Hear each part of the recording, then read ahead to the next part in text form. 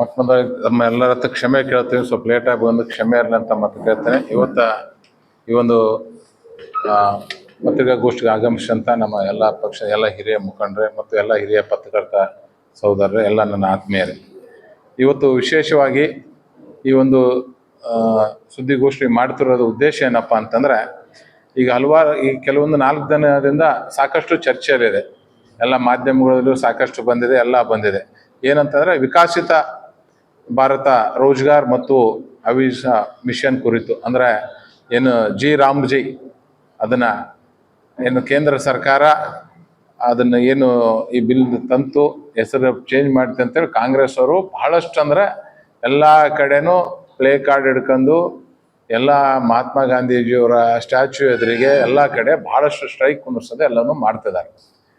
ನಾನು ನಮ್ಮ ಜಿಲ್ಲೆಯ ಜನತೆಗೆ, ನಮ್ಮ ಕೆಲವರಿಗೆ ತಮ್ಮ ಮುಖಾಂತರ ಸ್ವಲ್ಪ ಕ್ಲಾರಿಫಿಕೇಶನ್ ಕೊಡ್ಬೇಕಂತ ಬಯಸ್ತೇನೆ. ಯಾಕಂದರೆ ಇದರ ಉದ್ದೇಶ ಏನು, ನರೇಂದ್ರ ಮೋದಿ ಸಾಹೇಬರು ಮಾಡಿರೋ ಉದ್ದೇಶ ಏನು, ಬರೀ ಅವರು ಇಲ್ಲ ಮಹಾತ್ಮ ಗಾಂಧೀಜಿಯವರ ಕನಸಿತ್ತು ರಾಮರಾಜ್ಯ ಆಗ್ಲಿ ಅಂತೇಳಿ, ಆ ಒಂದು ಕನಸು ಇಟ್ಕೊಂಡೆ ಮುಂದೆ ಹೋಗುವಂಥ ಒಂದು ಕೆಲಸವನ್ನು ಮಾಡಿದ್ದಾರೆ. ಈಗೇನು ಉದ್ಯೋಗ ಖಾತ್ರಿ ಯೋಜನೆಯಲ್ಲಿ ಫಸ್ಟ್ 100 ದಿನ ಎಲ್ಲ ಕೆಲಸ ಸಿಗ್ತಿತ್ತು, ಈಗ ಅದನ್ನ 125 ದಿನ ಹೆಚ್ಚು ಮಾಡೋಂಥ ಒಂದು ಕೆಲಸವನ್ನು ಮಾಡಿದ್ದಾರೆ. ಅಂದರೆ 25 ದಿನ ಹೆಚ್ಚಿನ ಒಂದು ಕೆಲಸ ಕೊಡುವಂಥ ಒಂದು ಕೆಲಸವನ್ನು ಮಾಡಿದ್ದಾರೆ. ಇದರಿಂದ ಯಾರಿಗೆ ಅನುಕೂಲ ಆಯಿತು? ರೈತರಿಗೆ ಮತ್ತು ಈ ಕೆಲಸ ಮಾಡುವಂಥ ಕಾರ್ಮಿಕರಿಗೆ ಅನುಕೂಲ ಆಗೋಂಥ ಒಂದು ಕೆಲಸ ಆಯಿತು. ಅದ್ರ ಜೊತೆಗೆ ಇದರಲ್ಲಿ ಸ್ಪಷ್ಟವಾಗಿ ನಿಮಗೆ ಬೇಕಾದ್ರೆ ನಾನು ಎಲ್ಲ ಕೆಲವೊಂದು ಡಾಕ್ಯುಮೆಂಟ್ಸ್ ನಿಮಗೆ ಕೊಡ್ತೇನೆ. ಸ್ಪಷ್ಟವಾಗಿ ಇದರಲ್ಲಿ ಕೇಂದ್ರ ಸರ್ಕಾರ ಏನು ಮಾಡ್ತಿದೆ ಅಂತಂದರೆ, ಏನು ಡೂಪ್ಲಿಕೇಟ್ ಜಾಬ್ ಹೋಲ್ಡರ್ಸ್ ಇದ್ರು, ಡೂಪ್ಲಿಕೇಟ್ ಏನೇನು ಗ್ಯಾಂಗ್ ಇತ್ತು, ಏನು ಕೆಲಸ ಮಾಡಲಾರ್ದ ದುಡ್ಡು ಎತ್ತ ಏನು ಗ್ಯಾಂಗ್ ಇತ್ತು, ಅದಕ್ಕೆಲ್ಲಕ್ಕೂ ಕಡಿವಾಣ ಹಾಕಬೇಕನ್ನೋ ಒಂದು ದೃಷ್ಟಿಯಿಂದ ಈ ಯೋಜನೆಯನ್ನ ಕೆಲವೊಂದು ಇಂಪ್ರೂವ್ಮೆಂಟ್ ಮಾಡೋಂಥ ಒಂದು ಕೆಲಸವನ್ನು ಮಾಡಿದ್ದಾರೆ. ಅದು ತಡ್ಕಾದಾಗ್ಲಾರ್ದ ಕೆಲವೊಂದು ವಿರೋಧ ಪಕ್ಷದವರು ಸುಮ್ಮನೆ ಇಲ್ಲದ ಸಲ್ಲದ ಆರೋಪಗಳನ್ನು ಮಾಡೋಂಥ ಒಂದು ಕೆಲಸವನ್ನು ಮಾಡ್ತಿದ್ದಾರೆ. ಈಗ 100ರಿಂದ 125 ದಿನ ಮಾಡೋದ್ರಿಂದ 25 ದಿನ ಯಾರಿಗೆ ಹೆಚ್ಚಾಯ್ತು? ಏನು ಕಾರ್ಮಿಕರು ಕೆಲಸ ಮಾಡ್ತಾರೋ ಅವ್ರಿಗೆ ಹೆಚ್ಚಿನ ಒಂದು ಕೆಲಸ ಸಿಗಂಥದ್ದಾಯ್ತು. ಅದ್ರ ಜೊತೆಗೆ 60 ದಿನ ಗ್ಯಾಪ್ ಪೀರಿಯಡ್ ಕೊಟ್ಟಿದ್ದಾರೆ. ಯಾಕೆ ಆ ಪೀರಿಯಡ್ ಕೊಟ್ಟಿದ್ದಾರಪ್ಪ ಅಂತಂದ್ರೆ, ಈಗ ನೋಡ್ರಿ ನಮ್ಗೆ ಎಷ್ಟು ಜನರಿಗೆ ತೊಂದರೆ ಆಗ್ತಿತ್ತು, ಎಲ್ಲ ರೈತರಿಗೆ ಬಹಳಷ್ಟು ಸಮಸ್ಯೆ ಆಗ್ತಿತ್ತು. ಏನಪ್ಪಾ ಅಂತಂತಂದ್ರೆ ರೈತರಿಗೆಲ್ಲರಿಗೂ ಬೆಳೆ ಹಚ್ಚೋ ಟೈಮ್ನಲ್ಲಿ, ಕಟಾವ್ ಟೈಮ್ನಲ್ಲಿ ಈ ಉದ್ಯೋಗ ಖಾತ್ರಿ ಯೋಜನೆ ಇತ್ತಪ್ಪ ಅಂದ್ರೆ ಯಾರು ಕೆಲ್ಸಕ್ಕೆ ಬರಂಗಿಲ್ಲಪ್ಪ ಅನ್ನೋ ಒಂದು ನಿಟ್ಟಿನಿಂದ ಬಹಳಷ್ಟು ಸಮಸ್ಯೆ ಆಗ್ತಿತ್ತು. ಅದಕ್ಕೆ ಆ ಒಂದು 60 ಡೇಸ್ ಗ್ಯಾಪ್ ಅನ್ನು ಕೊಡುವಂತ ಒಂದು ಕೊಟ್ಟಿದ್ದಾರೆ. ಆ ಒಂದು 60 ಡೇಸ್ ಗ್ಯಾಪ್ ಬಿಟ್ರೆ ಅಂದ್ರೆ ಉಳ್ಕಿದೆಲ್ಲ 305 ದಿನ ನೀವು ಯಾವಾಗಾದ್ರೂ ಈ ಕೆಲಸ ಮಾಡಬಹುದು. ಮತ್ತು ಮೊದಲು ಏನಿತ್ತಪ್ಪ ಅಂದ್ರೆ ಏನ್ ಬೇಕಾದ್ರೂ ಮಾಡಬಹುದಾಗಿತ್ತು ಕೆಲಸ. ಉದ್ಯೋಗ ಖಾತ್ರಿ ನಾವು ಸಾಕಷ್ಟು ಜನ ನೋಡ್ತಿದ್ವಿ, ಹೋಗೋದು ಆ ಫೋಟೋ ತೆಗ್ಸೋದು ಅಲ್ಲಿಂದ ಹೊರಡಂತ ಕೆಲಸಗಳು ಬಹಳಷ್ಟು ಆಗ್ತಿದ್ವು. ಕೆಲವೊಂದ್ ಕಡೆ ಮಾಡಲ್ಲಿ ಪ್ರಾಂಪ್ಟ್ ಆಗಿ ಮಾಡ್ತಿದ್ರು, ಬಟ್ ಕೆಲವೊಂದ್ ಕಡೆ ಬರೀ ಫೋಟೋಗೆ ಅಷ್ಟೇ ಸೀಮಿತ ಆಗಿತ್ತು. ಈ ಸರಿ ಆ ತರ ಆಗ್ಲಾರ್ದಂಗೆ ಈಗ ಹೋಗ್ಬೇಕಾದ್ರೆ ಬಯೋಮೆಟ್ರಿಕ್ ಯಾವ ತರ ಈಗ ಈ ಕಂಪ್ನಿಗಳು ದೊಡ್ಡ ಕಂಪ್ನಿಗಳಲ್ಲಿ ನೋಡ್ತಿದ್ವಲ್ಲ, ಹೋದ್ರೆ ತಮ್ಮ ಇಂಪ್ರೆಷನ್ ಕೊಟ್ಟೆ ಕೆಲ್ಸಕ್ಕೆ ಹೋಗೋದು ವಾಪಸ್, ಆ ತರ ಮಾಡಿದ್ದಾರೆ. ಅದರಿಂದ ಬಹಳಷ್ಟು ಅಂದ್ರೆ ಬಹಳ ಅನುಕೂಲ ಆಗ್ತದೆ ಜನರಿಗೆ, ಆ ಜಿಲ್ಲಾ ತಾಲೂಕಿಗೆ, ಆ ಊರು ಗ್ರಾಮಕ್ಕೆ ಏನಾರ ಒಳ್ಳೆ ಕೆಲಸ ಮಾಡಕ ಅನುಕೂಲ ಆಗ್ತದೆ. ಅದ್ರ ಜೊತೆಗೆ ಮೊದಲು ಏನ್ ಬೇಕಾದ್ರೂ ಕೆಲಸಗಳು ತಗೊಳ್ಬಹುದಾಗಿತ್ತು. ಈಗ ಆ ತರ ಇಲ್ಲ, 4 ಸೀಮಿತವಾಗಿ ಕೆಲಸಗಳನ್ನ ತಗೊಂಡಿದ್ದಾರೆ. ಏನಂತಂದ್ರೆ ಯಾವ್ದು ಕೆಲಸಗಳು ಬೇಕು ಅಂದ್ರೆ ಯಾವ್ದಕ್ಕೆ ತಗೊಂಡ್ರೆ ಆ ಗ್ರಾಮಕ್ಕೆ ನಿಜವಾಗಿ ಅನುಕೂಲ ಆಗ್ತಾನೆ, ಆ ಉದ್ದೇಶದಿಂದ ಜಲ ಸಂಬಂಧಿತ ಕಾಮಗಾರಿಗಳು, ನೀರಿನ ಭದ್ರತೆಗಾಗಿ ಏನ್ ತಗೊಳ್ಬಹುದು ಅವೆಲ್ಲವನ್ನು ತಗೊಳ್ಬಹುದು ಇದರಲ್ಲಿ. ಮತ್ತು ಪ್ರಮುಖ ಗ್ರಾಮೀಣ ಮೂಲಭೂತ ಸೌಕರ್ಯವನ್ನ ಮತ್ತು ಜೀವನೋಪಾಯಕ್ಕೆ ಸಂಬಂಧಿಸಿದಂತ ಮೂಲಭೂತ ಸೌಕರ್ಯಗಳನ್ನು ಮತ್ತು ಹವಾಮಾನ ವಿಪರೀತನ ಸನ್ನಿಧ, ಈ ತರ ಹಲವಾರು ಅಂದ್ರೆ 4 ಮೇನ್ ಸ್ಟೇಜು ಅವನ್ನ ಅಷ್ಟೇ ಕೆಲಸ ತಗೊಳ್ಳಂತ ಒಂದು ಕೆಲಸವನ್ನ ಹಾಕಿದ್ದಾರೆ. ಮತ್ತು ಮೊದಲು ಏನಾಗ್ತಿತ್ತಪ್ಪ ಅಂದ್ರೆ ಈ ಕೆಲಸಗಳನ್ನ ತಗೋಬೇಕಾದ್ರೆ ಜಿಲ್ಲಾ ಪಂಚಾಯತಿಗೆ ಬರ್ಬೇಕು, ಅಲ್ಲಿ CO ಇದು ಮಾಡ್ಬೇಕು, ಅವನ್ನೆಲ್ಲ ಹೆಚ್ಚಿನ ಕಡಿತಗೊಳಿಸಿ ಗ್ರಾಮ ಪಂಚಾಯತಿಯವರಿಗೆ ಹೆಚ್ಚಿನ ಒಂದು ಆದ್ಯತೆ ಕೊಟ್ಟಿದ್ದಾರೆ. ಆ ಗ್ರಾಮ ಸಭೆಯಲ್ಲಿ ಅವ್ರು ಏನ್ ತೀರ್ಮಾನ ಮಾಡ್ತಾರೆ, ಇವು 4 ಚೌಕಟ್ಟಲ್ಲಿ ಏನ್ ಬರೋಂಥ ಕೆಲಸಗಳನ್ನ ತಕ್ಷಣ ಗ್ರಾಮ ಪಂಚಾಯತಿಯಲ್ಲೇ ತಗೊಳ್ಬಹುದು. ಅದ್ರ ಜೊತೆಗೆ ಡಿಜಿಟಲೈಸ್ ಮಾಡಬೇಕು. ಮತ್ತು ಮೊದಲು ಏನಾಗ್ತಿತ್ತಪ್ಪ ಅಂದ್ರೆ ಎಲ್ಲರೂ ಏನ್ ಕೆಲಸ ಮಾಡಿರ್ತಿದ್ವಿ, ಆ ಕೆಲಸ ಎಷ್ಟಾಗ್ಯದೋ ಬಿಟ್ಟದೋ ಪೇಮೆಂಟ್ ಎಲ್ಲರಿಗೂ ಹೋಗ್ತಿತ್ತು.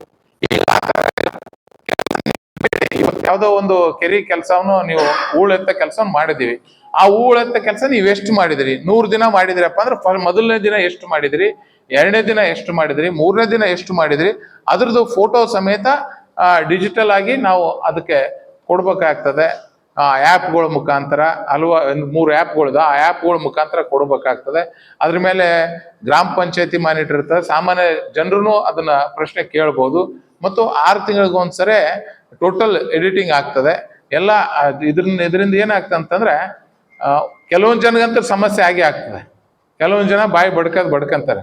ಯಾಕೆ ಬಡ್ಕಂತಾರಪ್ಪ ಅಂದ್ರೆ ಸುಮ್ಮನೆ ಊರಾಗ ಕುಂತು ಉದ್ಯೋಗ ಖಾತ್ರಿಗಳು ಕಾರ್ಡ್ಗಳನ್ನು ಜಮಾಯಿಸ್ಕೊಂಡು ನಕಲಿ ಡೂಪ್ಲಿಕೇಟ್ ಬಿಲ್ ಎತ್ತವರಿಗೆ ಇದು ಬಹಳಷ್ಟು ಸಮಸ್ಯೆ ಇದೆ. ಯಾರು ಗ್ರಾಮನ ಅಭಿವೃದ್ಧಿ ಮಾಡಬೇಕಾಗಿದೆ, ಗ್ರಾಮನ ಇಂಪ್ರೂವ್ಮೆಂಟ್ ಮಾಡಬೇಕಾಗಿದೆ, ಗ್ರಾಮಕ್ಕೆ ಒಳ್ಳೇದು ಮಾಡಬೇಕಾಗಿದೆ, ನಿಜವಾದಂತ ಕಾರ್ಮಿಕರಿಗೆ ಕೆಲಸ ಕೊಡೋರಿಗೆ ಇದು ಬಹಳಷ್ಟು ಒಳ್ಳೆ ಸ್ಕೀಮ್ ಇದೆ. ಇದು ಅದರಿಂದ ಬಹಳ ಅಂದ್ರೆ ಬಹಳ ಒಳ್ಳೇದಾಗಂತ ಒಂದು ಕೆಲಸವನ್ನ ಆಗ್ತದೆ. ಅದ್ರ ಜೊತೆಗೆ ಇನ್ನೊಂದು ಕಾಂಗ್ರೆಸ್ ಸರ್ಕಾರದವ್ರು ಫಸ್ಟ್ ಏನಿತ್ತಪ್ಪ ಅಂದ್ರೆ 90% ಇವ್ರು ಕೊಡ್ತಾರೆ, ಸೆಂಟ್ರಲ್ ಅವ್ರು ಕೊಡ್ತಾರೆ, 10% ಸ್ಟೇಟ್ನವ್ರು ಕೊಡ್ತಿದ್ರು. ಈಗ ಅದನ್ನ ಸ್ವಲ್ಪ ಚೇಂಜ್ ಮಾಡಿ 40% ಸ್ಟೇಟು, 60% ಅವರು ಸೆಂಟ್ರಲ್ ಅವ್ರು ಕೊಡ್ತಾರೆ. ಈ ಒಂದು 30% ಎಕ್ಸ್ಟ್ರಾ ಬರ್ಡನ್ ಅದಕ್ಕೆ ರಾಜ್ಯದವರು ಸ್ವಲ್ಪ ಅವ್ರಿಗೆ ಅದ್ರ ವಿರುದ್ಧ ಮಾತಾಡೋರೆ. ಆದ್ರೆ ಇಂಪ್ರೂವ್ಮೆಂಟ್ ಮಾಡಬೇಕಾದವರು ಅವಶ್ಯಕತೆಯಲ್ಲಿ ಕೊಡ್ಬೇಕಾದಂತ ರಾಜ್ಯಗಳೆಲ್ಲ ಇವತ್ತು ಬಹಳಷ್ಟು ಸಪೋರ್ಟ್ಗಳು ಮಾಡ್ತಿದಾವೆ. ಇದರಿಂದ ಏನಾಗ್ತಂದ್ರೆ ಒಂದು ಅಕೌಂಟೆಂಟಿ ಬರ್ತದೆ. ರಾಜ್ಯ ಸರ್ಕಾರದ 40% ಇದ್ರಾಗ ಇನ್ವಾಲ್ವ್ಮೆಂಟ್ ಆದ್ಮೇಲೆ ರಾಜ್ಯ ಸರ್ಕಾರದವರು ಕೆಲಸ ಹೆಂಗ್ ನಡೆದ ಅಂತ ತೊಳ್ಕೋತಾರೆ. ಇಲ್ಲಾಂದ್ರೆ ಹೆಂಗಿದ್ರು ಕೇಂದ್ರದ ಬರ್ತಲ್ಲ, ಹಾಳಾದ್ರೆ ಹಾಳಾಗ್ಲಿ, ನಮ್ದೇನ ಲೆಕ್ಕದಲ್ಲೇ ಬಾಳ ಇತ್ತು. ಇನ್ಮೇಲೆ ಅವು ಆಗ್ಲಾರ್ದಂಗೆ ಒಳ್ಳೆ ರೀತಿಯಿಂದ ಈ ಕೆಲಸವನ್ನು ಹಾಕ್ಯಂತ ಹೋಗ್ತದೆ.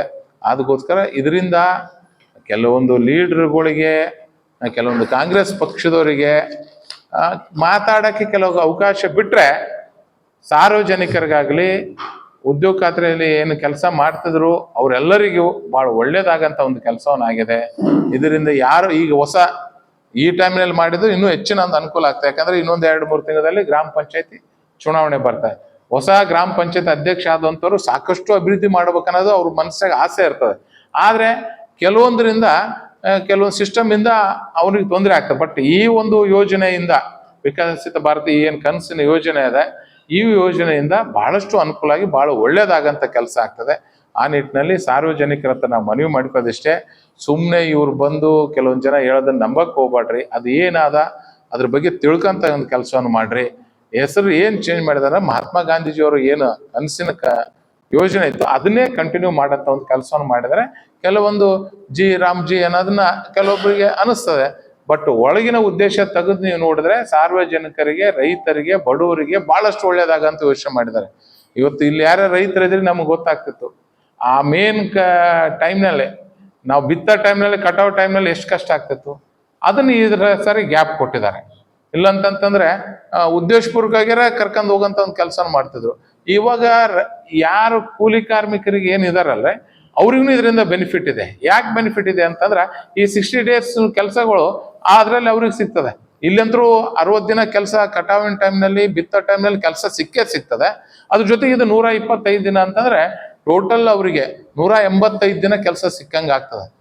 ಯಾರು ಡೆವಲಪ್ಮೆಂಟ್ ಮಾಡ್ತಾರೆ ಅವ್ರಿಗೆ ಇದ್ರ ಬಗ್ಗೆ ಎಳ್ಳಷ್ಟು ಇದಕ್ಕಾಗಿಲ್ಲ. ಆದ್ರೆ ಕಾಂಗ್ರೆಸ್ ಪಕ್ಷದವರು ಇದನ್ನ ವಿನಾಕಾರಣ ಒಂದು ಪಬ್ಲಿಸಿಟಿ ಮಾಡೋಕ್ಕೋಸ್ಕರ ಈಗ 30% ಅವ್ರು ಹೆಚ್ಚಿಗೆ ಅವರು ಕಟ್ಟೋದು ಬರುತ್ತಲ್ಲ, ಆ ಒಂದು ಬ್ಯಾನಿಗೆ ಮಹಾತ್ಮ ಗಾಂಧೀಜಿಯವರು ಹೆಸರು ಚೇಂಜ್ ಮಾಡಿಬಿಟ್ರು.